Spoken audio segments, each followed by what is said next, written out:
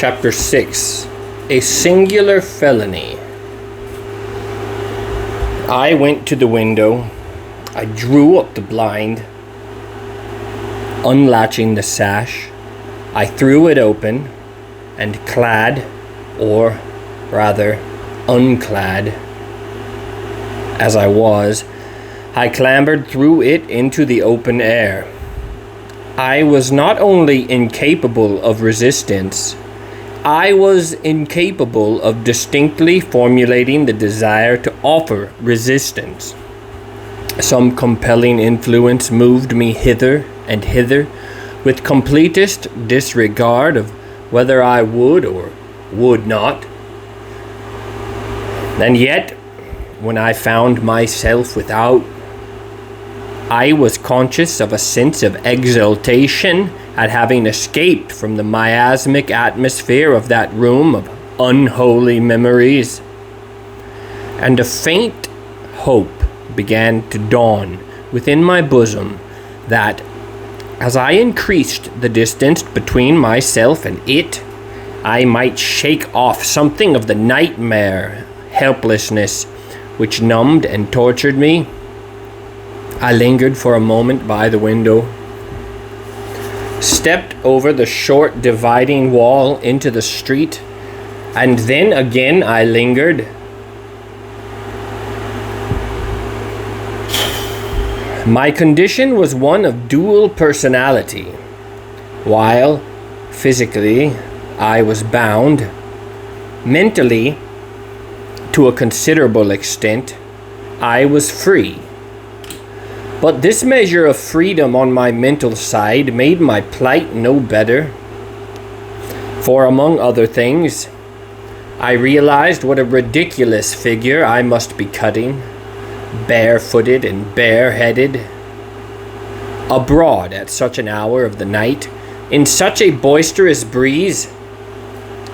For I quickly discovered that the wind amounted to something like a gale. Apart from all other considerations, the notion of parading the streets in such a condition filled me with profound disgust. And I do believe that if my tyrannical oppressor had only permitted me to attire myself in mine own garments, I should have started with a completely light heart on the felonious mission on which he apparently was sending me. I believe, too, that the consciousness of the incongruity of my attire increased my sense of helplessness, and that, had I been dressed as Englishmen are wont to be, who take their walks abroad, he would not have found in me, on that occasion, the facile instrument which, in fact, he did.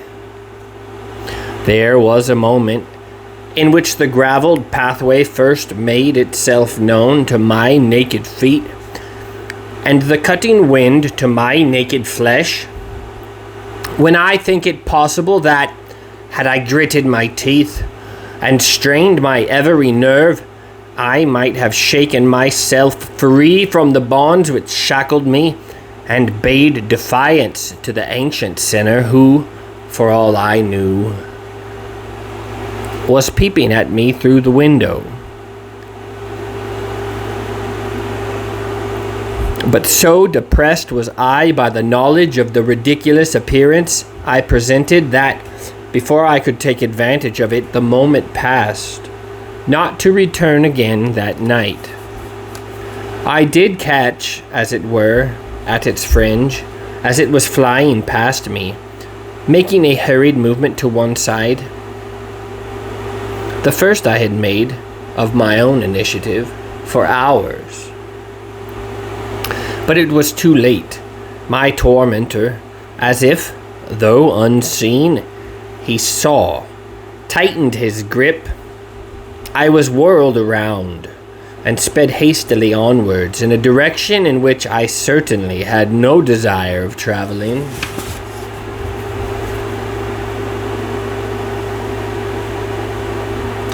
All the way I never met a soul. I have since wondered whether in that respect my experience was not a normal one, whether it might not have happened to any? If so, there are streets in London, long lines of streets, which, at a certain period of the night, in a certain sort of weather, probably the weather had something to do with it, are clean deserted, in which there is neither foot passenger nor vehicle, not even a policeman. The greater part of the route along which I was driven, I know no juster word, was one with which I had some sort of acquaintance. It led, at first, through what, I take it, was some part of Walham Green, then along the Lily Road, through Brompton, across the Fulham Road, through the network of streets leading to Sloane Street, across Sloane Street into Lowndes Square. Who goes that way goes some distance, and goes through some important thoroughfares.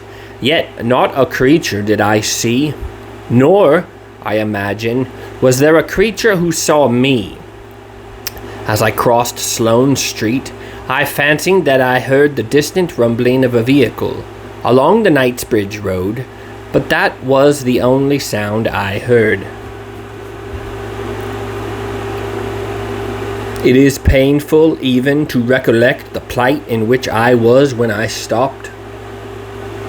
For stopped I was, as shortly and as sharply as the beast of burden, with a bridle in its mouth, whose driver puts a period to his career.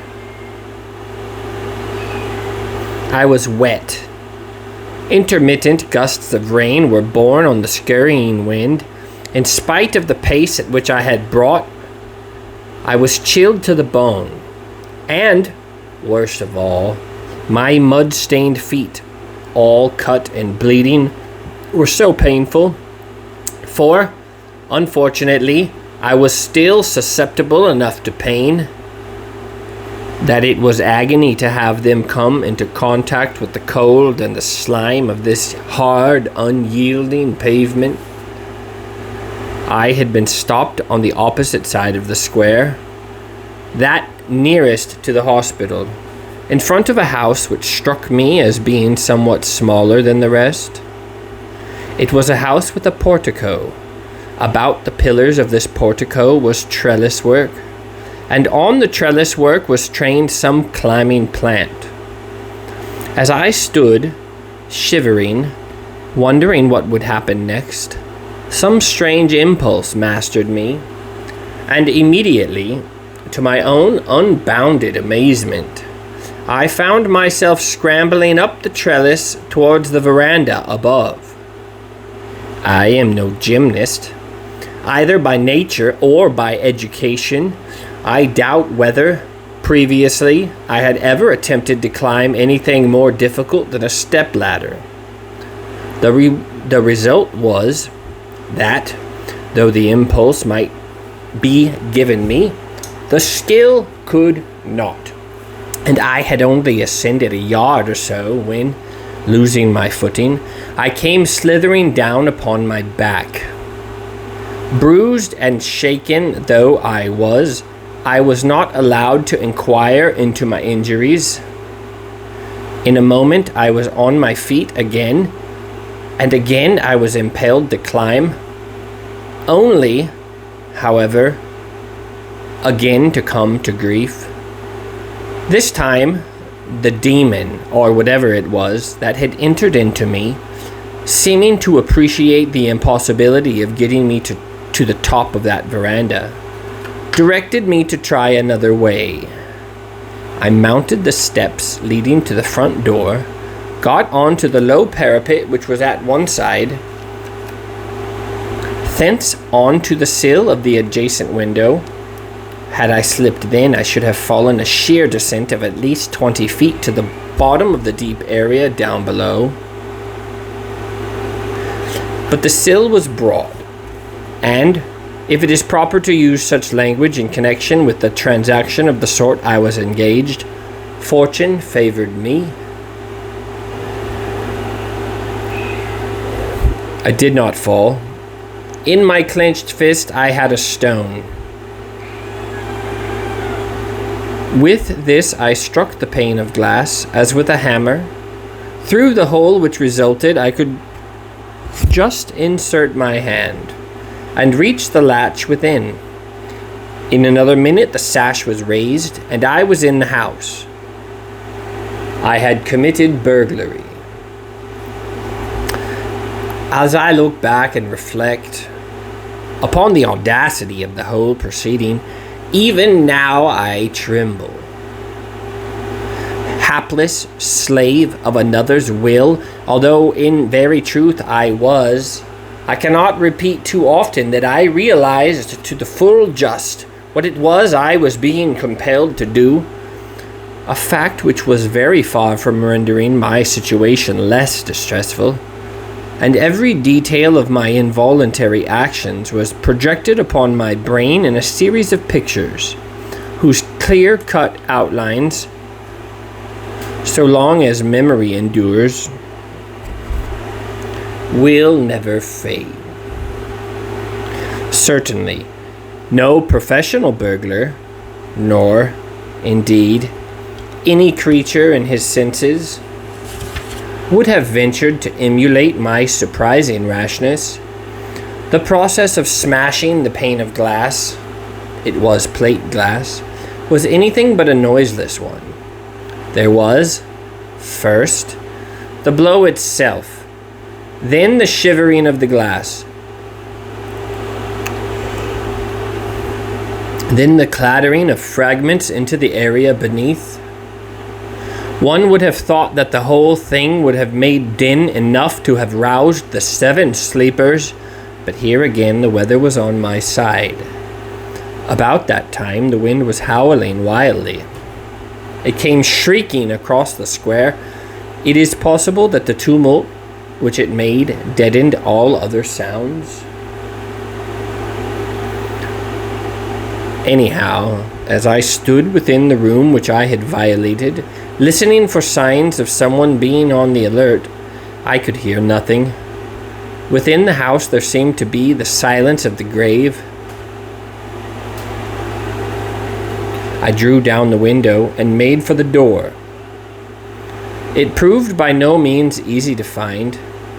The windows were obscured by heavy curtains, so that the room inside was dark as pitch. It appeared to be unusually full of furniture, an appearance due, perhaps, to my being a stranger in the midst of such Cimmerian blackness. I had to feel my way, very gingerly indeed, among the various impedimenta. As it was, I seemed to come into contact with most of the obstacles there were to come into contact with, stumbling more than once over footstools and over what seemed to be dwarf chairs. It was a miracle that my movements still continued to be unheard, but I believe that the explanation was that the house was well built, that the servants were the only persons in it at the time, that their bedrooms were on the top floor, that they were fast asleep, and that they were likely little to be disturbed by anything that might occur in the room which I had entered. Reaching the door at last, I opened it, listening for any promise of being interrupted, and, to adapt a hackneyed phrase, directed by the power which shaped my end, I went across the hall and up the stairs. I passed up the first landing, and, on the second, moved to a door upon the right. I turned the handle. It yielded. The door opened. I entered, closing it behind me. I went to the wall just inside the door, found a handle, jerked it, and switched on the electric light. Doing, I make no doubt, all these things from a spectator's point of view, so naturally that a judge and jury would have been with difficulty persuaded that they were not the product of my own volition. In the brilliant glow of the electric light, I took a leisurely survey of the contents of the room. It was, as the man in the bed had said it would be, a study. A fine, spacious apartment, evidently intended rather for work than for show. There were 3 separate writing tables, and one very large and 2 smaller ones, all covered with an orderly array of manuscripts and papers. A typewriter stood at the side of one. On the floor, under and about them, were piles of books, portfolios, and official-looking documents. Every available foot of wall space on 3 sides of the room was lined with shelves, full as they could hold with books. On the 4th side, facing the door, was a large lock-up oak bookcase, and, in the farther corner, a quaint old bureau. As soon as I saw this bureau, I went for it, straight as an arrow from a bow. Indeed, it would be no abuse of metaphor to say that I was propelled toward it like an arrow from a bow. It had drawers below, glass doors above, and between the drawers and doors there was a flap to let down. It was to this flap my attention was directed. I put out my hand to open it. It was locked at the top. I pulled at it with both hands. It refused to budge. So this was the lock I was, if necessary, to practice the arts of a thief to open. I was no picklock. I had flattered myself that nothing and no one could make me do such a thing. Yet, now that I found myself confronted by that unyielding flap, I found that pressure, irresistible pressure, was being put upon me to gain, by any and every means, access to its interior. I had no option but to yield. I looked about me in search of some convenient tool with which to ply the felon's trade. I found it close beside me. Leaning against the wall, within a yard of where I stood, were examples of various kinds of weapons. Among them, spearheads. Taking one of these spearheads, with much difficulty I forced the point between the flap and the bureau. Using the leverage thus obtained, I attempted to prise it open. The flap held fast. The spearhead snapped in 2. I tried another, with the same result. A third, to fail again. There were no more. The most convenient thing remaining was a queer, heavy-headed, sharp-edged hatchet. This I took, brought the sharp edge down with all my force upon the refractory flap. The hatchet went through. Before I had done with it, it was open with a vengeance. But I was destined on the occasion of my first, and I trust, last, experience of the burglar's calling to carry the part completely through. I had gained access to the flap itself only to find that at the back were several small drawers, on one of which my observation was brought to bear in a fashion which it was quite impossible to disregard. As a matter of course, it was locked, and, once more, I had to search for something which would serve as a rough and ready substitute for the missing key.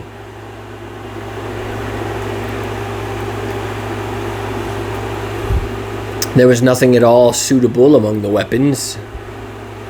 I could hardly for such a purpose use the hatchet. The drawer in question was such a little one that to have done so would have been to shiver it to splinters.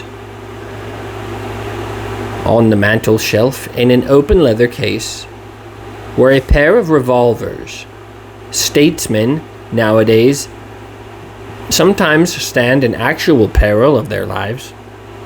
It is possible that Mr. Lessingham, conscious of continually threatened danger, carried them about with him as necessary protection.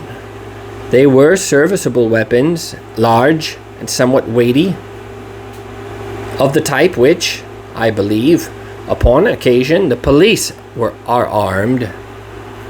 Not only were all the barrels loaded, But in the case itself there was a supply of cartridges more than sufficient to charge them all again. I was handling the weapons, wondering if, in my condition, the word was applicable, what use I could make of them to enable me to gain admission to that drawer, when there came, on a sudden, from the street without, the sound of approaching wheels. There was a whirring within my brain, as if someone was endeavoring to explain to me to what service to apply the revolvers, and I, perforce, strained every nerve to grasp the meaning of my invisible mentor.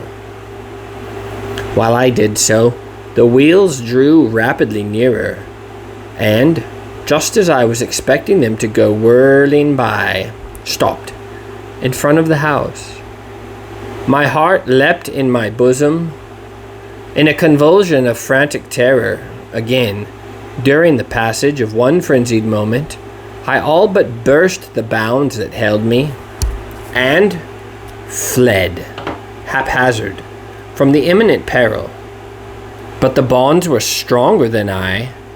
It was as if I had been rooted to the ground. A key was inserted in the keyhole of the front door. The lock was turned, the door thrown open. Firm footsteps entered the house.